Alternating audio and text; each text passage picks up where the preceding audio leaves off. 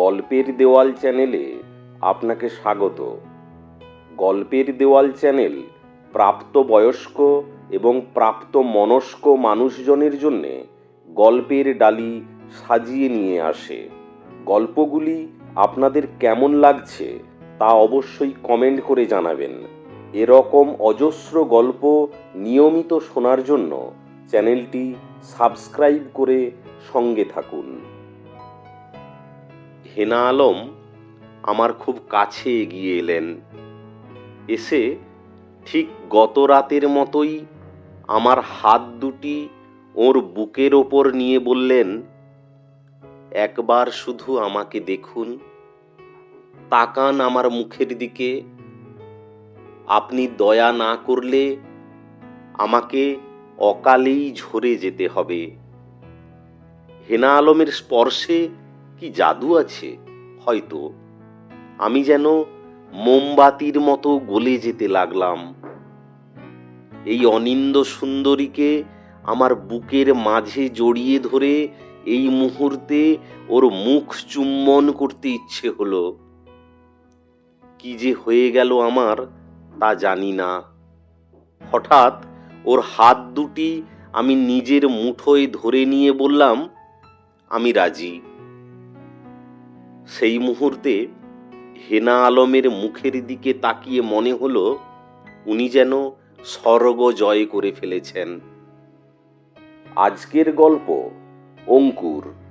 গল্পটি লিখেছেন ষষ্ঠীপদ চট্টোপাধ্যায়। রাত তখন কত তা বলতে পারবো না, কেননা আমি ঘড়ির দিকে তাকাইনি। হঠাৎ কলিং বেলটা বেজে উঠতেই ঘুম ভেঙে গেল। জিরো পাওয়ারের আলোটা জ্বলছিল, তাই সুখসজ্জা ছেড়ে টিউবলাইটের সুইচটা অন করলাম। আলো জ্বলে উঠতেই কলিং বেল থেমে গেল। দরজা খোলার আগে সাড়া দিলাম, কে? বাইরে টক টক শব্দ। আবার বললাম, কে? একবার দরজাটা খুলুন না। নারীর কণ্ঠস্বর শুনতে পেলাম। এই প্রচণ্ড শীতের রাতে কে রে বাবা? বললাম, কাকে চাই? আমি ডাক্তার সেনকে চাইছি, বিশেষ দরকার। নিশ্চয়ই কোনো ডেলিভারি কেস। গাইনি হওয়ার বড় জ্বালা, অথচ উপায় নেই। প্রসূতি এবং নবজাতকেরা জীবন মরণ সমস্যা হলে যেতেই হবে। এই মফস্বল শহরে আমি আসবার পর থেকে ঠাকুরের কৃপায় একবারও ব্যর্থ হইনি। আমার হাতে যেসব শিশু জন্মগ্রহণ করেছে তারা সবাই সুস্থ। কাজেই এই অঞ্চলে ডাক্তার হিসেবে আমার যথেষ্ট সুনাম হয়েছে। আমি চোর, ডাকাত বা দুষ্ট লোকের ভয় করি না। তার কারণ এখানকার মানুষজন খুবই ভালো। এরা আর যাই করুক না কেন আমার কোনো ক্ষতি করবে না, করলে এরাই বিপদে পড়বে। আমি গভীর রাতে এলাকা থেকে বহু দূরে ভাঙা বাড়ির এক কোণে পড়ে থাকা যন্ত্রণাকাতর ভিখারিনীকেও বিনা পারিশ্রমিকে সন্তান প্রসব করিয়ে এসেছি।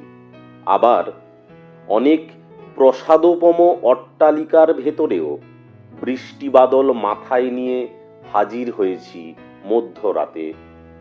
আবার টকটক শব্দ, দরজাটা খুলুন। আমি নির্ভয়ে দরজাটা খুললাম। দরজার সামনে বোরখা ঢাকা এক মহিলা দাঁড়িয়ে আছেন। এই প্রচণ্ড শীতে শিরশির করে কাঁপছেন তিনি। বলুন, আপনি কি ডাক্তার সেন? আমি একটা ব্যাপারে আপনার সঙ্গে কথা বলতে চাই। ভেতরে আসুন। মহিলা ভেতরে এলে দরজা বন্ধ করলাম। যদিও এটা আমার নীতিবিরুদ্ধ, তবুও করলাম। রাত গভীর এবং শীতের দাপট বেশি বলে। সারা গায়ে শালটা মুড়ি দিয়ে আরাম কেদারায় বসে মহিলাকে বসতে বললাম। মহিলা বসতে বসতে বললেন, এমন সময়ে আপনাকে ঘুম থেকে উঠিয়ে সত্যি খুব অন্যায় করেছি। অথচ বিশ্বাস করুন, এছাড়া কোনো উপায় ছিল না। আমি কিছুই বুঝতে পারলাম না ব্যাপারটা কি, কে এই রহস্যময়ী। এত রাতে আমাকেই বা তাঁর কিসের প্রয়োজন? তবে এই মুহূর্তে আমাকে যে শীতের কামড় খেয়ে বাইরে বেরোতে হবে না তা বেশ বুঝতে পারলাম। শুধু বুঝতে পারলাম না, এই বোরখার আড়ালে যিনি লুকিয়ে আছেন তিনি কি রকম, কুমারী না সধবা, যুবতী না বিগত যৌবনা। তবে তাঁর শ্বেত শুভ্র দুটি হাত এবং পায়ের পাতা দেখে বুঝলাম যে বোরখার আড়ালে এক বিদ্যুৎ বর্ণা সুন্দরী লুকিয়ে আছেন। তিনি কিছু বলছেন না দেখে আমি বললাম, বলুন, এত রাতে আপনি আমার কাছে কেন এসেছেন? মহিলা কি যেন বলতে চাইলেন, অথচ বলতে পারলেন না। তাঁর গলাটা একবার শুধু কেঁপে উঠল। আমি বললাম, এই প্রচণ্ড শীতে এত রাতে এসেছেন, আপনার খুব কষ্ট হচ্ছে নিশ্চয়ই। একটু কফি খাবেন? সুরেলা গলার মহিলা বললেন, পেলে ভালো হতো। আমি উঠে গিয়ে হিটারে জল গরম করতে দিলাম। আপনি একা থাকেন বুঝি? হ্যাঁ, তবে আমার একজন লোক আছে, বেচারি বুড়ো মানুষ, পাশের বাড়িতে থাকে। একটু কফির জন্যে তাকে আর ডাকলাম না। এ ব্যাপারে আমি কি আপনাকে একটু সাহায্য করতে পারি? অবশ্য যদি আপনার সংস্কারে না বাঁধে। না না, ওসব কিছু নয়, আমার কোনো সংস্কার নেই। তবে আপনি আমার অতিথি, আর এই কাজে আমি অভ্যস্ত। তাই আপনার বউ নেই? আমি এখনো বিয়ে করিনি। কথা বলতে বলতেই কফি তৈরি করলাম।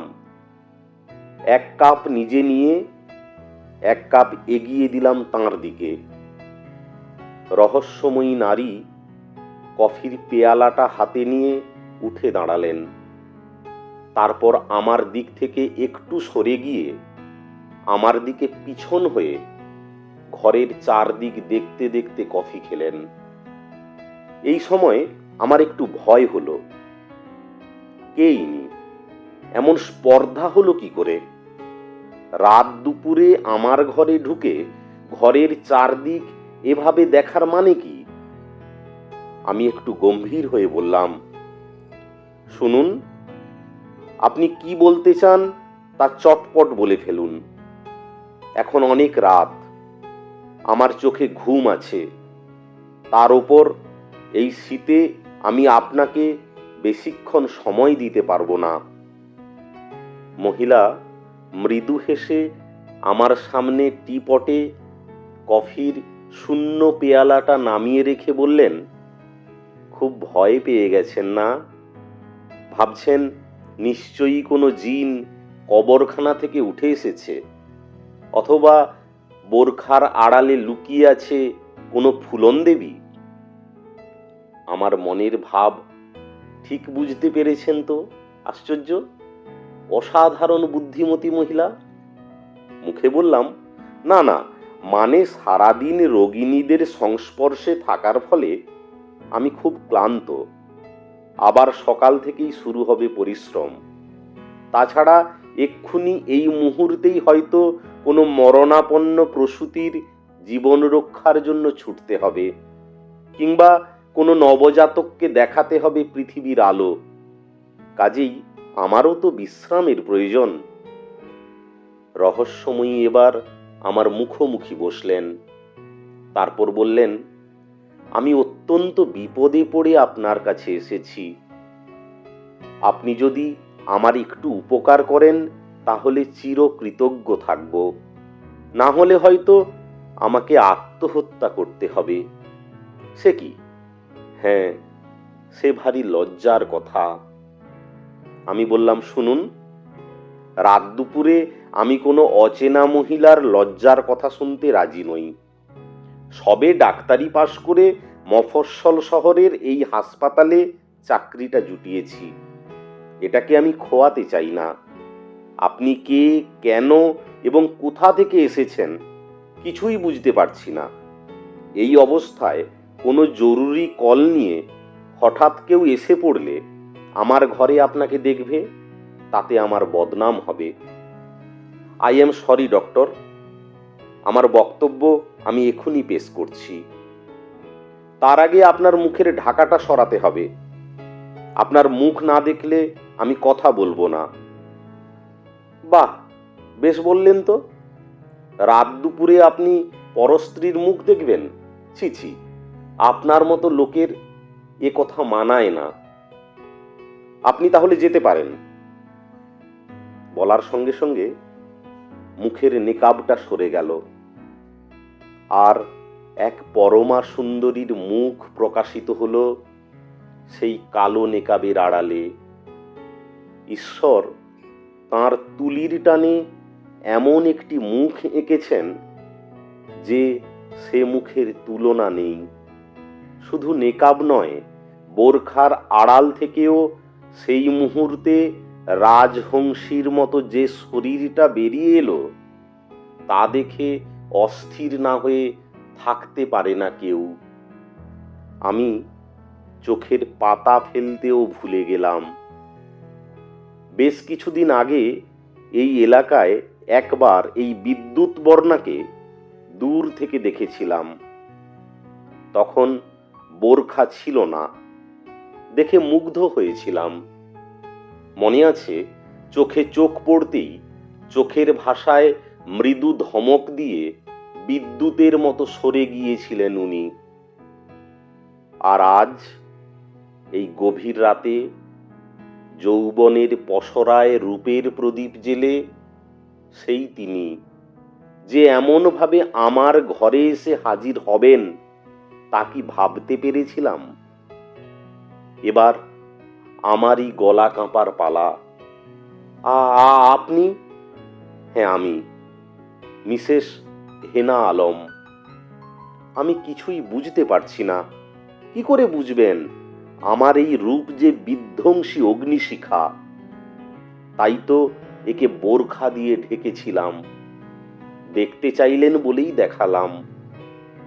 যাক, যে কথা বলতে এসেছিলাম, আপনাকে আমার একটা উপকার করতে হবে। I must do for you. আমি 7 মাসের প্রেগন্যান্ট। আমার এটাকে অ্যাবর্শন করাতে হবে। আমি শিউরে উঠলাম। মিসেস আলম, এ কি বলছেন আপনি? যা বলছি ঠিকই বলছি ডাক্তার। আমি জানি আপনি অত্যন্ত অভিজাত পরিবারের বউ। আপনার স্বামী বর্তমান। এক্ষেত্রে এই ব্যাপারে তাঁরই আসা উচিত ছিল। তার বদলে এই গভীর রাতে আপনি আসতে বাধ্য হয়েছি, কেননা অ্যাবর্শনের ব্যাপারটা অত্যন্ত গোপনীয়। আমার স্বামীর অজান্তেই এটা আমি করাতে চাই। কিন্তু এর মধ্যে কোনো কিন্তু নেই ডাক্তার। আপনি অন্যত্র যেতে পারেন, কারণ আমি এসব কাজ করি না। যদিও আমি গাইনি, তবুও শিক্ষার ওই দিকটা আমি বেছে নিইনি। তার কারণ, আমার ধর্ম মানুষকে পৃথিবীর আলো দেখানোর সুযোগ করে দেওয়া, তাকে মৃত্যুর মুখে ঠেলে দেওয়া নয়। বিশেষ করে প্রথম অবস্থায় হলেও একটু ভেবে দেখতাম, কিন্তু এখন বাচ্চাটার পুরো বডি ফর্ম করে গেছে। এই অবস্থায় ও কাজ আমার পক্ষে অসম্ভব। হেনা আলম দুহাতে আমার হাত দুটি জড়িয়ে ধরলেন। ওর স্পর্শে আমি দুর্বল হয়ে পড়লাম। সেটা বুঝতে পেরে আমার দুটি হাত ওর বুকের মধ্যে টেনে নিলেন উনি। সে কি দারুণ উন্মাদনা! আমি কাঁপা কাঁপা গলায় বললাম, কিন্তু কেন আপনি এ কাজ করতে চলেছেন? এই সন্তান আমার বাঞ্ছিত নয়। তাহলে আগে আসেননি কেন? তখন বুঝতে পারিনি সে আমাকে এইভাবে ঠকাবে বলে। কে সে? আপনি আচ্ছা লোক তো। কোনো নারী কি পারে তার গোপন প্রেমিকের কথা পরপুরুষকে বলতে? এই শীতেও আমার তখন ঘাম দেখা দিল। হেনা আলম আমার আরো কাছে এগিয়ে এলেন। উফ, সে কি মদির উষ্ণতা! আমাকে যেন পাগল করে দিল। হেনা আলমের সুললিত করুণ কণ্ঠস্বর আবার শুনতে পেলাম। ডাক্তার, বলুন, আমার উপকার করবেন না? না, এ কাজ আমি করি না। আপনাকে আমি অনেক টাকা দেব, আমার গায়ের সমস্ত গয়না দেব, বিনিময়ে আপনি আমার এই উপকারটুকু করুন। মিসেস আলম, আপনি একটু কষ্ট করে অন্য কোথাও চলে যান। উপায় থাকলে যেতাম। উপায় নেই বলেই এত রাতে লুকিয়ে এইভাবে এসেছি। সুইসাইড করলে এক্ষুনি আমার সমস্ত প্রবলেম সলভ হয়ে যায়। কিন্তু আমি বাঁচতে চাই ডাক্তার। আমি আপনাকে বাঁচাতে পারলাম না। হেনা আলম উঠে দাঁড়ালেন। তারপর করুণ চোখে একবার আমার দিকে তাকিয়ে আবার নিজেকে বোরখায় ঢেকে নিঃশব্দে চলে গেলেন। উনি চলে যাবার অনেক পরেও আমি দরজায় খিল দিতে ভুলে গেলাম। পরদিন সোনাঝরা সুন্দর সকালে গত রাতের ঘটনাটা ঘুমের ঘোরে একটা দুঃস্বপ্নের মতোই মনে হলো আমার কাছে। আমাদের হসপিটালে এক প্রসূতি কদিন ধরেই কষ্ট পাচ্ছে। আজ একবার শেষ চেষ্টা করে দেখব, স্যালাইন দিয়ে পেন আনাবার, না হলে বাধ্য হয়েই সিজার করতে হবে। আমার কাজের লোকটি এলে তাকে রান্নার ব্যবস্থা করতে বললাম। তারপর টুক করে সামান্য কিছু বাজারও করে আনলাম। আমার এই ঘোরাফেরার মধ্যে বারবারই কিন্তু হেনা আলমের কথাটা মনে হতে লাগলো। তাঁর প্রস্তাব আমার পক্ষে রক্ষা করা সম্ভব হলো না। তাই বলে সত্যি কি তিনি আত্মহত্যা করবেন? যদি করেন তাহলে কিন্তু দুটি মানুষের মৃত্যুর জন্য দায়ী হব আমি। অ্যাবর্শনে সমস্যাটা মিটেই যায়, অথচ আমি কি করে এই কাজটা করি? একটি শিশু প্রকৃতির নিয়মে সে আপন বিবর্তনের মধ্য দিয়ে যখন পূর্ণ রূপ পেয়ে গেছে, তার হাত পা চোখ মুখ সবকিছুই যখন যথাযথ নিয়মে তৈরি হয়েছে, তখন তাকে তার আত্মপ্রকাশের আগেই মাতৃগর্ভ থেকে জোর করে টেনে এনে গলা টিপে মেরে ফেলাটা, না না না, এ কাজ করলে আমি পাগল হয়ে যাব। অর্থের লালসায় এ কাজ যারা করে করুক, আমি করতে পারবো না। আমার সারা শরীর যেন সেই দৃশ্য কল্পনা করে শিউরে উঠল।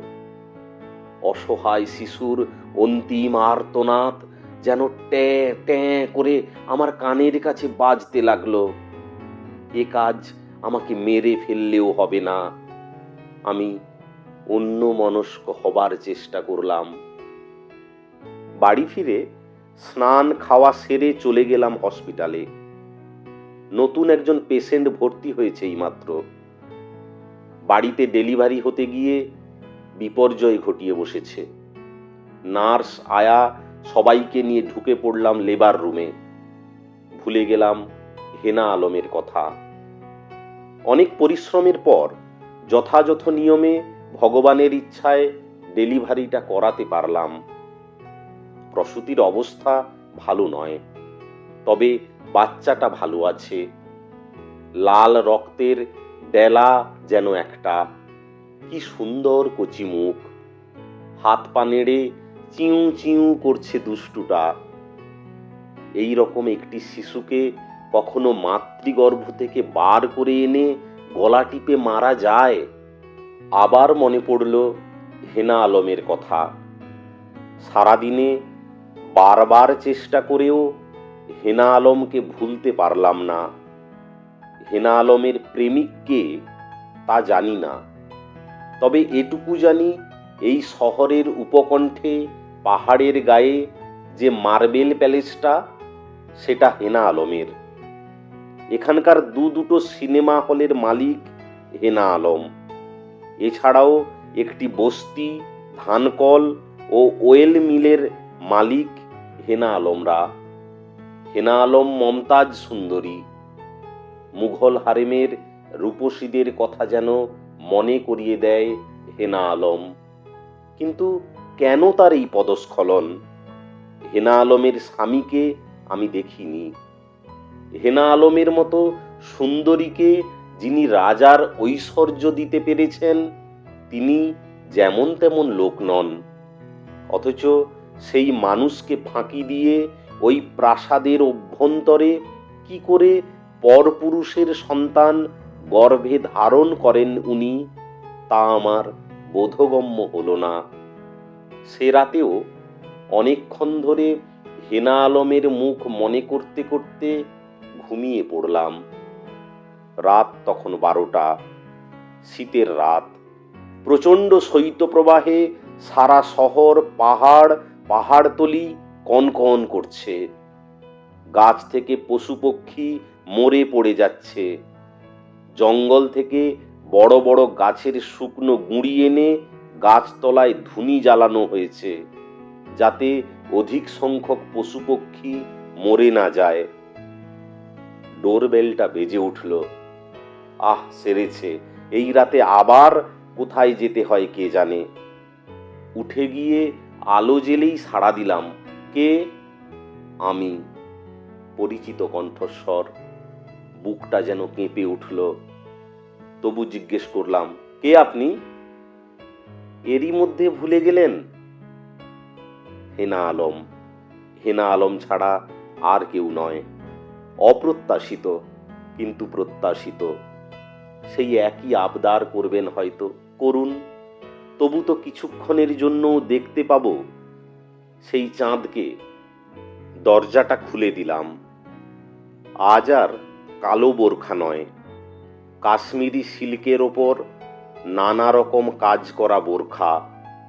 সেই সঙ্গে এক মধুর সৌরভে গোটা ঘর ভরে গেল। এ সৌরভ কাল ছিল না। দরজাটা খোলা ছিল, হেনাই বন্ধ করলেন। আজ আর বলতে হলো না, মুখের ঢাকা নিজেই সরালেন। তারপর একটা কৌচের ওপর বসে, যেন ওর নিজেরই বাড়ি এমনভাবে বললেন, কি হলো, বসুন। আমি গত রাতের মতোই সারা গায়ে শাল জড়িয়ে ওর মুখোমুখি বসলাম। হেনা বললেন, আমি চলে যাবার পর কাল রাতে নিশ্চয়ই আপনি ভালো করে ঘুমোতে পারেননি? না, পারিনি। আসলে আমার এই দেহতে এত রূপ কিভাবে যে তৈরি হয়েছিল তা নিজেই আমি ভাবতে পারি না। আয়নায় যখন নিজেকে দেখি, তখন মনে মনে হিন্দুদের মতো পঞ্চপ্রদীপ জেলে নিজেকে আরতি করি। তাই মরতে আমার ইচ্ছা করে না, ডাক্তার। এরপরে আবার যদি কখনো নরদেহ নিয়ে পৃথিবীতে আসি, তখনও কি এই রূপ আমি পাব? আমি মুগ্ধ দৃষ্টিতে চোখের পাতা না ফেলে ওর দিকে তাকিয়ে রইলাম। হেনা আলম কিছুক্ষণ চুপ করে থেকে একটা দীর্ঘশ্বাস ফেলে বললেন, কি ঠিক করলেন ওই ব্যাপারে? আমি যেন কিছুই জানি না এমন ভাবে বললাম, কোন ব্যাপারে? সে কি, কাল যে ব্যাপারে বললাম, মানে যেভাবেই হোক ওটা করাতেই হবে। আমার রক্ত চঞ্চল হয়ে উঠল। এই হেনা আলমের গর্ভে যে শিশুটা আছে, সেটা ছেলে কি মেয়ে জানি না। মেয়ে হলে সে হয়তো হেনা আলমের চেয়েও সুন্দরী হবে। ছেলে হলে হবে নবাবজাদা। তার আবির্ভাবকে আমি কোন অধিকারে বাধা দেব? হোক না সে অবাঞ্ছিত। তবু সে শৃণ্বন্তু বিশ্বে অমৃতস্য পুত্রা, তাকে আসতে দিতেই হবে। আমি বললাম, এ কাজ যে কখনো করিনি মিসেস আলম। জানি, কিন্তু আমার জন্য এটুকু আপনাকে করতেই হবে। যে ভুল আমি একবার করেছি জীবনে, সে ভুল দ্বিতীয়বার করব না। আপনাকে আমি কথা দিলাম ডাক্তার। মিসেস আলম, আজ যাকে আপনি অবাঞ্ছিত মনে করছেন, একদিন তো তাকেই চেয়েছিলেন একান্তভাবে। ওর পিতা আপনার ঘৃণ্য হতে পারেন, কিন্তু ওই শিশুটা আপনার কাছে কোন অপরাধটা করলো শুনি? ও তো ওর পরম নির্ভরযোগ্য স্থান ভেবেই আপনার জঠরে নিশ্চিন্তে নিজের বৃদ্ধি ঘটাচ্ছে। হেনা আলম দুহাতে আমার দুটি হাত আবার জড়িয়ে ধরলেন। আবার সেই উষ্ণ পরশ। এবার নিজেই আমার কোলের ওপর নুয়ে পড়ে বললেন, সেন্টিমেন্টাল হবেন না ডাক্তার, প্লিজ। আপনি যা বলছেন আমি সব বুঝতে পারছি, কিন্তু তবুও আমি এ কাজ করতে চাইছি। কেন জানেন? এর পিতা, অর্থাৎ যাকে ভালোবেসে আমার সর্বস্ব দিয়েছিলাম, সে আমার সঙ্গে প্রতারণা করেছে। সে আর কখনো আমার কাছে ফিরে আসবে না। আমার স্বামী মেহবুব আলম এই অঞ্চলে সবচেয়ে ধনী এবং মর্যাদা সম্পন্ন ব্যক্তি। বছর 2 আগে একটি সাংঘাতিক বিস্ফোরণে তাঁর দুটি চোখ নষ্ট হয়ে যায়। একটা পাও বাদ দিতে হয় কেটে। ক্রাচে ভর দিয়ে তিনি এক পায়ে চলেন। তাঁর বীভৎস মুখের দিকে তাকালে ভয়ে বুক শুকিয়ে যায়। এর ফলে স্বামীর সঙ্গে সহবাসে আমার রুচি হয় না। উনি বিচক্ষণ লোক, নিজেও সেটা বোঝেন, তাই আমাকে বিরক্ত করেন না। এই সময়ে আমাদের এক দূর সম্পর্কের আত্মীয়ের একটি ছেলেকে ভালো লাগে আমার। সে আমাকে কথা দেয়, আমায় নিয়ে সে দূরে, বহু দূরে চলে যাবে, যেখানে মেহবুব সাহেবও আমাদের নাগাল পাবেন না। আমি তাকে বিশ্বাস করি এবং তার সঙ্গে গোপনে মিলিত হই। অবশ্যই সেটা সন্তান উৎপাদনের জন্যে নয়, দেহ সুখের লালসায়। কিন্তু আমার দুর্ভাগ্য যে সে আমাকে ছেড়ে গেছে। এখন এই সন্তানের আমি কি পরিচয় দেব? কোথায় রাখবো একে? একা যে কোথাও চলে যাব এখান থেকে, যাবই বা কোথায়? এই রূপই যে আমার শত্রু হবে।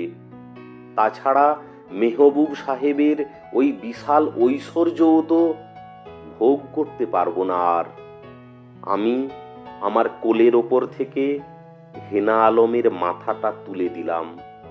বললাম, ভারী মুশকিলে ফেললেন দেখছি। একটা উপায় বার করুন ডাক্তার।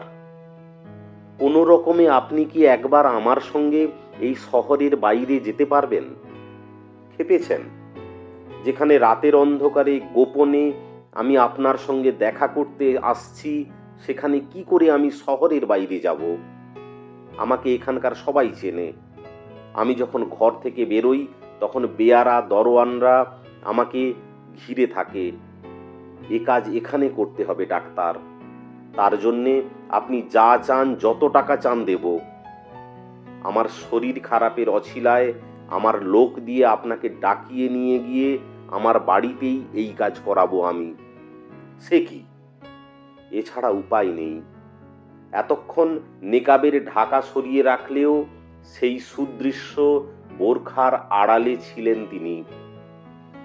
এবার বোরখা মুক্ত হয়ে গলার বহুমূল্য নেকলেসটি খুলে আমাকে দিলেন। বললেন, এর সবগুলি হিরে, এটা অগ্রিম হিসাবে দিলাম। আর টাকা। কত টাকা চাই আপনার? যা চাইবেন তাই পাবেন। আমি কোনো কথা বলতে পারলাম না। হেনা আলম আমার খুব কাছে এগিয়ে এলেন। এসে ঠিক গত রাতের মতোই আমার হাত দুটি ওর বুকের ওপর নিয়ে বললেন, একবার শুধু আমাকে দেখুন, তাকান আমার মুখের দিকে। আপনি দয়া না করলে আমাকে অকালেই ঝরে যেতে হবে। হেনা আলমের স্পর্শে কি জাদু আছে? হয়তো। আমি যেন মোমবাতির মতো গলে যেতে লাগলাম। এই অনিন্দ সুন্দরীকে আমার বুকের মাঝে জড়িয়ে ধরে এই মুহূর্তে ওর মুখ চুম্বন করতে ইচ্ছে হলো। কি যে হয়ে গেল আমার তা জানি না। হঠাৎ ওর হাত দুটি আমি নিজের মুঠোয় ধরে নিয়ে বললাম, আমি রাজি। সেই মুহূর্তে হেনা আলমের মুখের দিকে তাকিয়ে মনে হলো উনি যেন স্বর্গ জয় করে ফেলেছেন। আমার হাত দুটিতে আলতো করে প্রেমিকার মতো চুমু খেয়ে আমার কাছ থেকে সরে গিয়ে বললেন, আমি জানি ডাক্তার, রাজি আপনি হবেনই। সত্যি কি বলে যে আপনাকে ধন্যবাদ দেব, তাহলে শুনুন। এই নেকলেসটির দাম কম করেও 10 লাখ টাকা। এবার নগদ আপনি যা চাইবেন তাই পাবেন। আমি কাঁপা কাঁপা গলায় বললাম, টাকা আমি চাই না মিসেস আলম, আর ওই নেকলেসেও আমার প্রয়োজন নেই। ওটা আপনি নিয়ে যেতে পারেন। সে কি? হেনা আলম লঘু পায়ে আমার দিকে এগিয়ে এলেন। তারপর ঠিক আগের মতোই আমার হাত দুটি ধরে বললেন, এত টাকার প্রলোভন আপনি কি জন্যে ছেড়ে দেবেন? শুধু আপনার জন্য। তার মানে আমি আপনাকে চাই। আপনার রূপে আমি এমনই মুগ্ধ যে আপনার যৌবনের উত্তাপ আমাকে পেতেই হবে। এই মুহূর্তে আপনার চেয়ে লোভনীয় আমার কাছে আর কিছুই নেই। যদি আপনি কোনো রকম সংকোচ না করে আমার বিছানায় চলে আসতে পারেন, তাহলে আমি আপনার প্রস্তাবে এক কথায় রাজি। হেনা আলমের দু চোখে যেন আগুন জ্বলে উঠল। বললেন, ডাক্তার, আপনি আগুন নিয়ে খেলা করতে চাইছেন। আমার দেহটা বাদ দিয়ে আপনি অন্য কিছু চান। দেখুন, যে কাজ আমি করতে চাই না, যে কাজে আমার বিপদ এবং আপনার জীবনের ঝুঁকি আছে, সে কাজ যদি নিজের ইচ্ছার বিরুদ্ধে করতে হয়, তাহলে তা এমন কিছুর জন্য করব যা দুর্লভ। এই আপনার শেষ কথা? হ্যাঁ। হেনা আলম নেকলেসটা গলায় পরে বোরখা মুড়ি দিয়ে যেমন এসেছিলেন ঠিক তেমনি চলে গেলেন। আমি দরজা বন্ধ করে আবার বিছানায় এসে শুয়ে পড়লাম। আমার সর্বাঙ্গ তখন কামনার আগুনে দাউ দাউ করে জ্বলছে। আমি কি বোকা! কেন যে ওকে চলে যেতে দিলাম? এই নিঝুম রাতে জোর করে ওকে আমার বিছানায় শোয়ালে নিশ্চয়ই ও চেঁচামেচি করতো না। সুন্দরী রমণীকে জোর করেই ভোগ করতে হয়। এই চিরকালের নিয়মটা ভুলে গিয়েই ভুল হলো। তাই সারা রাত বিছানায় শুয়ে ছটপট করতে লাগলাম। পরদিন সকালেই সেই মর্মান্তিক সংবাদটা কানে এলো। মিসেস হেনা আলম আত্মহত্যা করেছেন। খবরটা শুনেই শিউরে উঠলাম আমি। কি ভয়ঙ্কর! হেনা আলম মৃত্যুকে বরণ করে নিয়ে তার পাপের প্রায়শ্চিত্ত করেছে। কিন্তু ওর গর্ভের সেই সন্তানটা, সেটাও যে দম বন্ধ হয়ে মরে গেল। হায় ভগবান! সেই অসহায় মহাপ্রাণ যেটা মাতৃগর্ভ থেকে একটু একটু করে বেড়ে উঠছিল। এমন সময় হঠাৎ আমার সামনে যারা এসে দাঁড়ালো, তাদের দেখব বলে আমি মোটেই প্রস্তুত ছিলাম না। ভয়ে আমার মুখ কাগজের মতো সাদা হয়ে গেল। You are under arrest mister Sen. আমি মরার মতো ফ্যাকাশে মুখে কাঁপা কাঁপা গলায় বললাম, হোয়াই? সেটা থানায় গেলেই জানতে পারবেন। কেন এখন পারি না? আপনি কি শুনেছেন মিসেস আলম সুইসাইড করেছেন? শুনেছি, কিন্তু তার সঙ্গে আমার কি সম্পর্ক? আছে বই কি, মরবার আগে তিনি একটি চিঠি লিখে গেছেন। তাতে লিখেছেন তার মৃত্যুর জন্য আপনি দায়ী।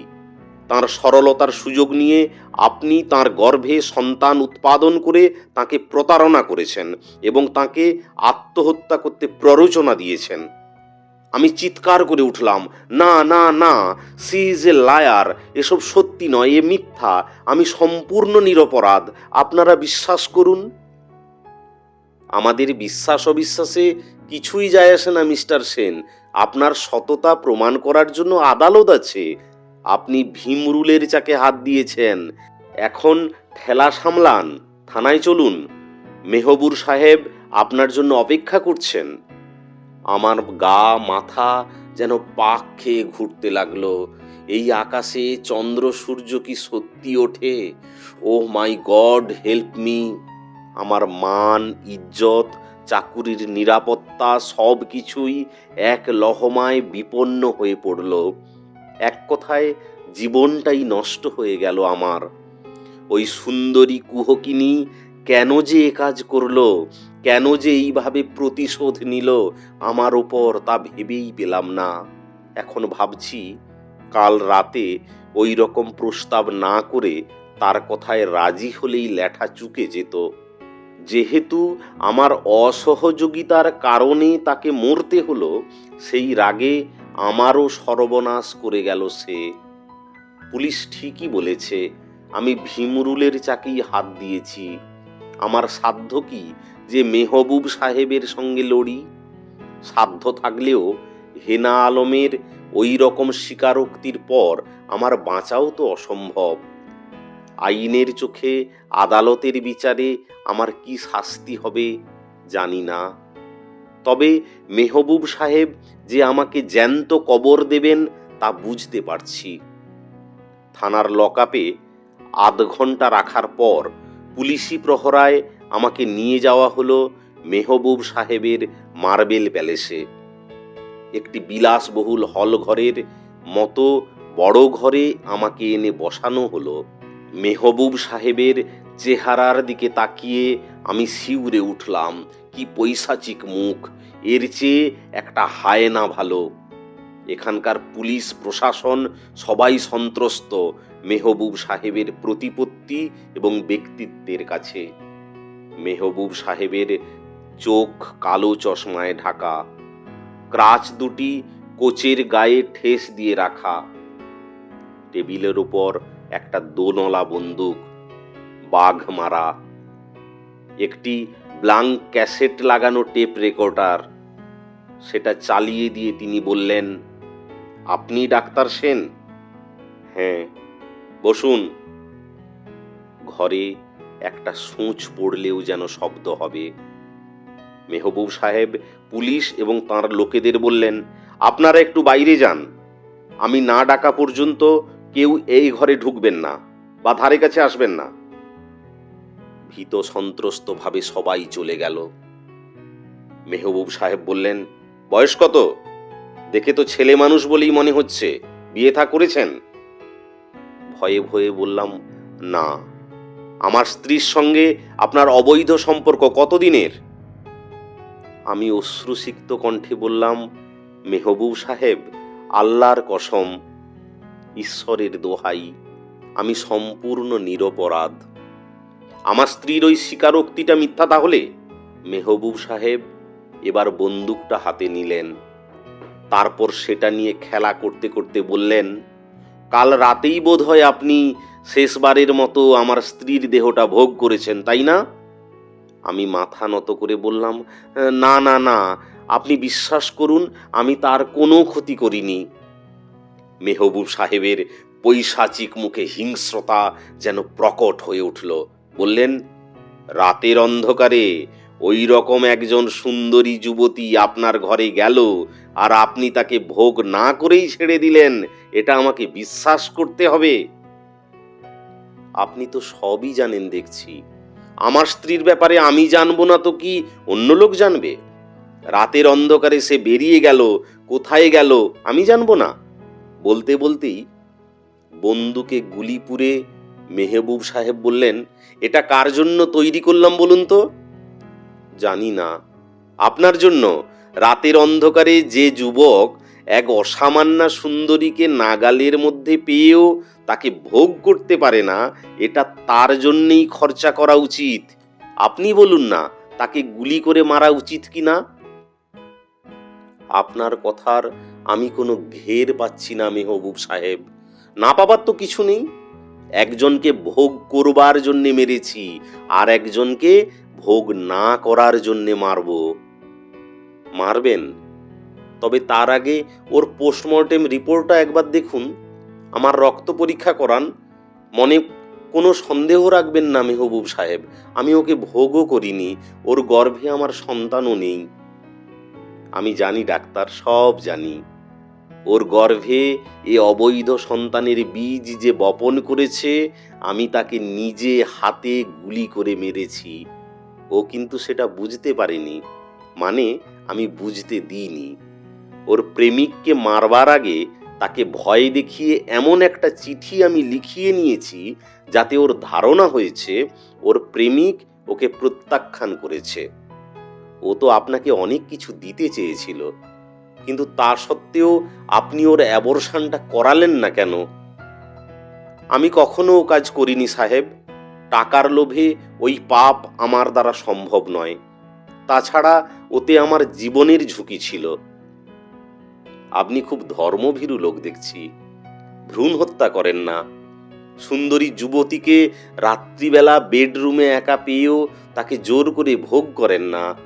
টাকার লোভ করেন না। আপনাকে দিয়ে এই জগতের কোন কাজটা হবে শুনি? এক্কেবারে জাতা লোক মশাই আপনি।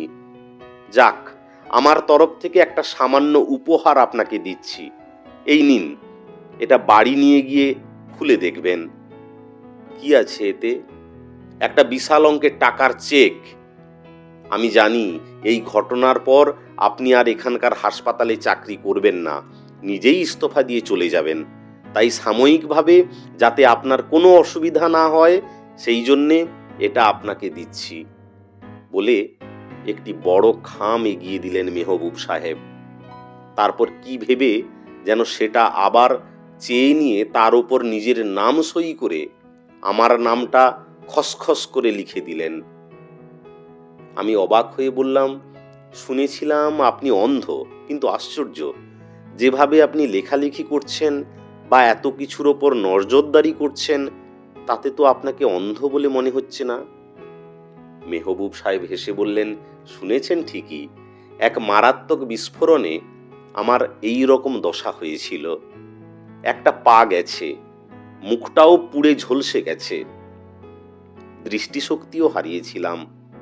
তবে বহু চেষ্টার পর এবং বহু চিকিৎসার পর দুটি চোখেই অল্প অল্প দেখতে পাই। কিন্তু এ কথা আমি কাউকে বলিনি, এমনকি আমার স্ত্রীকেও না। আমি অভিভূত হয়ে বললাম, কেন? আসলে আমার স্ত্রীকে আমি খুব ভালোবাসতাম। আপনি বলুন না কেন, ওই রকম একজন নারীকে ভালো না বেসে কি পারা যায়? তা যাক, যখন বুঝতে পারলাম আমার এই অবস্থার পর ও অন্যের অনুগামী, তখন মনে মনে খুবই দুঃখ পেলাম। কিন্তু সব জেনেও ওকে আমি বাধা দিইনি। নিজেকে শামুকের মতো গুটিয়ে নিয়েছিলাম। পরপুরুষের সঙ্গে ও উপগত হতো, এক বিছানায় শুতো, সবই দেখতাম। এমনকি আমাকে অন্ধ ভেবে আমার সামনেই পরস্পরকে আলিঙ্গন চুম্বন করত, সব সহ্য করেছিলাম। কিন্তু যখন টের পেলাম ওরা অবাধ স্বাধীনতা পাবার আশায় আমার প্রচুর ধন সম্পত্তি আত্মসাৎ করে বরাবরের জন্য এখান থেকে পালাবার চেষ্টা করছে, তখন আর থাকতে পারলাম না। প্রতিহিংসা নেবার জন্য তৎপর হলাম এবং ওদের একজনকে হত্যা করে প্রতিশোধ নিলাম। তারপর আমার স্ত্রী যখন আপনার সঙ্গে দেখা করবার চেষ্টা করলো, তখনও আমি ওর পিছু নিয়ে সব কিছু দেখলাম।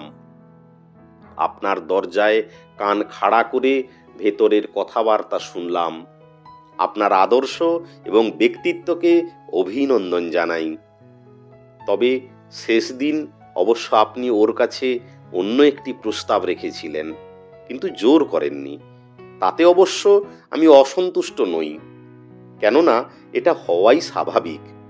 তবে অর্থলোভে ওই ঘৃণ্য কাজটি যে আপনি করেননি, তার জন্য সামান্য একটু পুরস্কার অন্তত আপনার পাওয়া উচিত। তাই বিভিন্ন ব্যাংকের কয়েকটা চেক আপনাকে দিলাম। এবার আপনি যেতে পারেন। আপনি? ডাক্তার, দেরি করবেন না। মনে রাখবেন, আপনি এখনো আসামি এবং পুলিশ আপনার জন্য দরজার বাইরে অপেক্ষা করছে। আমাকে আমার বাকি কাজটুকু করতে দিন। আমি চলে এলাম। তবে ঘরের দরজা পার হবার সঙ্গে সঙ্গেই বন্দুকের গুলির শব্দ শুনে ছুটে গেলাম তাঁর কাছে। থুতনির নিচে বন্দুকের নলটা ঠেকিয়ে ট্রিগার টিপেছেন মেহবুব আলম। টেপ রেকর্ডার যন্ত্রেই সেই গুলির শব্দ ধরা পড়েছে। পুলিশের উদ্দেশ্যে লেখা একটা চিঠিও পড়ে আছে টেবিলের ওপর। ততক্ষণে বাড়ির অন্যান্য লোকজন এবং পুলিশ সবাই ছুটে এসেছে। টেপ রেকর্ডারে বলা কথা এবং তাঁর চিঠির বিবরণ অনুযায়ী পুলিশ আমার বিরুদ্ধে আনা সমস্ত অভিযোগ তুলে নিল এবং আমাকে সসম্মানে আমার বাসায় পৌঁছে দিয়ে গেল। বলা বাহুল্য, কয়েকদিনের মধ্যে আমি নিজের চেষ্টায় অন্য জায়গায় বদলি হয়ে গেলাম। হেনা আলম আমার সুন্দর জীবনের এক সকরুণ স্মৃতি। এটা তো ঠিক, শুধুমাত্র আমারই গোঁড়ামিতে সেই প্রস্ফুটিত ফুলটিকে অকালে ঝরে যেতে হলো। তাই মেহবুব সাহেবের কাছ থেকে উপহার হিসেবে পাওয়া ওই চেকগুলো গ্রহণ করতে আমার বিবেকে বাঁধল। আসার সময় আমি সেগুলো পুলিশের কাছেই জমা দিয়ে এলাম।